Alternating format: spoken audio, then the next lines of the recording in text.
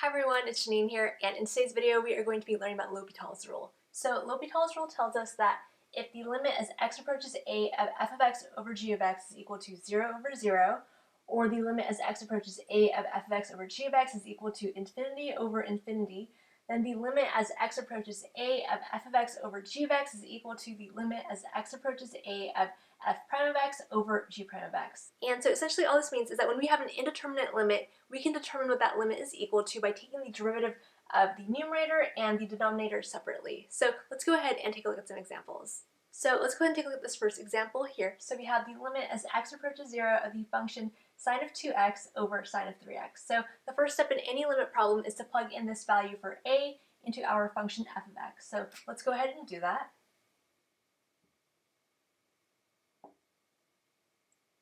So plugging in for x, we have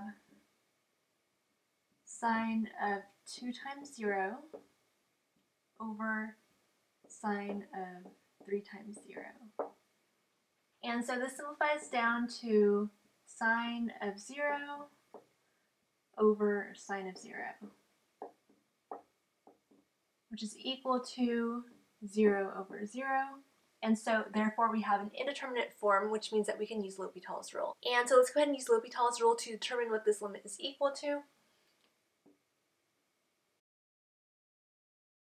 And so we have the limit as x approaches 0, and then we're going to take the derivative of our top function. So we have the derivative with respect to x of sine of 2x, and the derivative with respect to x of sine of 3x.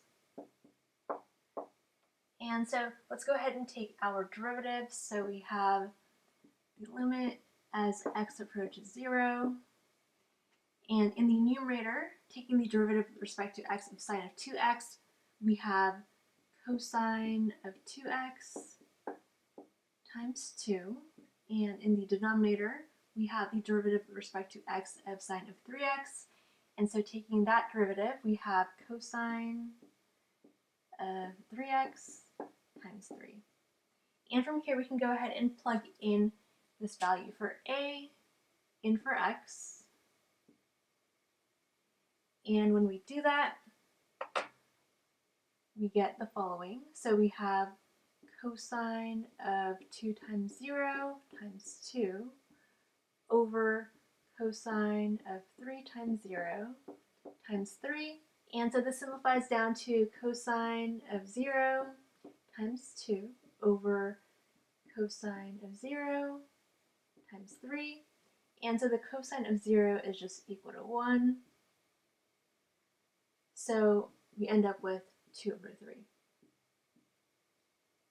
In this next example here, we have the limit as x approaches infinity of the function 4x squared plus 1 over 5x squared minus 2. So the first step in any limit problem is to plug in this value for a into our function f of x. So let's go ahead and plug in infinity for x. And so plugging that in, we have 4 times infinity squared plus 1 over 5 times infinity squared minus 2, which is equal to infinity over infinity, which is an indeterminate form, which means that we can use L'Hopital's rule to evaluate this limit. So let's go ahead and do that.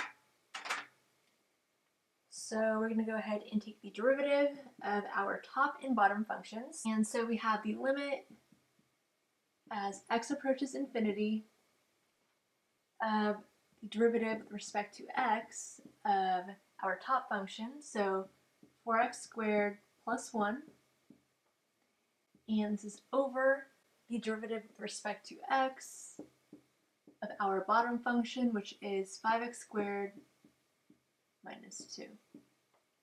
And so this is equal to the limit as x approaches infinity, and so the derivative with respect to x of the function 4x squared plus 1 is equal to 8x, and this is over, and then we have the derivative with respect to x of the function 5x squared minus 2, which is equal to 10x.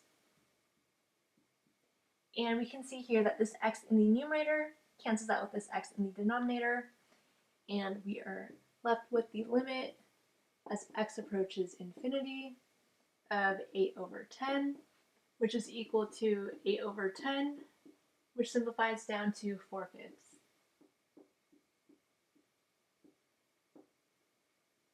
And now let's go and take a look at a few more examples. So in this next example here, we have the limit as x approaches infinity of the function x squared over e to the x, and the first step in any limit problem is to plug in this value for a, in for x, so let's go ahead and do that.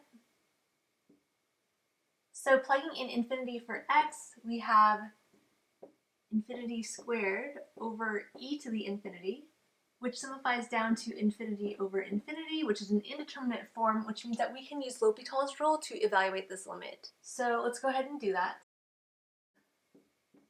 And so we have the limit as x approaches infinity of the derivative with respect to x of our numerator, which is equal to x squared. And this is over the derivative with respect to x of our denominator, which is equal to e to the x. And this is equal to the limit as x approaches infinity. And so in the numerator, we have the derivative with respect to x of x squared, which is equal to 2x.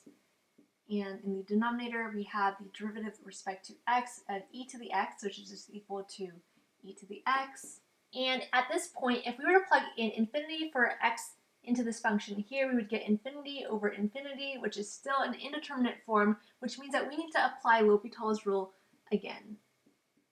And so we have the limit as x approaches infinity, and then we're going to take the derivative with respect to x of our numerator, which is equal to 2x, and this is over the derivative with respect to x of our denominator, which is equal to e to the x. And so this is equal to the limit as x approaches infinity of, and then we have the derivative with respect to x of 2x in the numerator, which is equal to 2. And in the denominator, we have the derivative with respect to x of e to the x, which is just equal to e to the x. And now we can go ahead and plug this in for x. And when we do that, we get 2 over e to the infinity, which is just equal to 2 over infinity. And any finite number over infinity is equal to 0. So that is our answer. In this last example here, we have the limit as x approaches 1 of the function ln of x over x minus 1. And so as our first step, we're going to go ahead and plug in this value for a, in for x. And when we do that, we get the natural log of 1 over 1 minus 1.